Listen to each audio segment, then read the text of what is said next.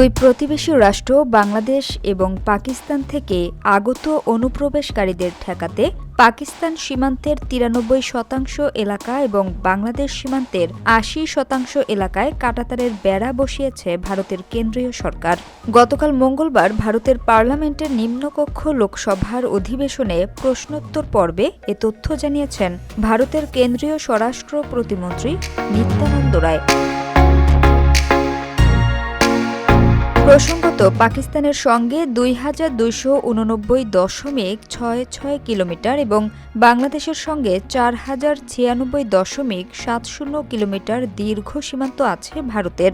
মঙ্গলবার লোকসভা অধিবেশনে নিত্যানন্দ রায় জানিয়েছেন, ভারতের কেন্দ্রীয় স্বরাষ্ট্র মন্ত্রণালয়ের উদ্যোগে পাকিস্তান সীমান্তের ২,১35.১৩৬ কিলোমিটার এবং বাংলাদেশ সীমান্তের ৩,২৩৯.৯২ কিলোমিটার এলাকায় কাঁটাতারের বেড়া বসানো হয়েছে।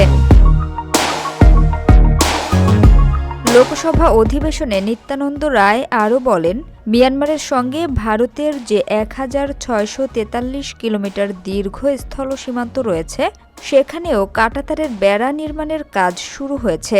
ইতিমধ্যে ৯.২১৪ কিলোমিটার এলাকায় বেড়া বসানোর কাজ শেষও হয়েছে। লোকসভা অধিবেশনে ভারতের কেন্দ্রীয় স্বরাষ্ট্র প্রতিমন্ত্রী বলেন, ভারতে অনুপ্রবেশকারীদের ঠেকানো এবং জাতীয় নিরাপত্তাকে সুরক্ষিত রাখতে সীমান্ত এলাকায় কড়াকড়ি আরোপকে গুরুত্ব দিচ্ছে কেন্দ্রীয় সরকার।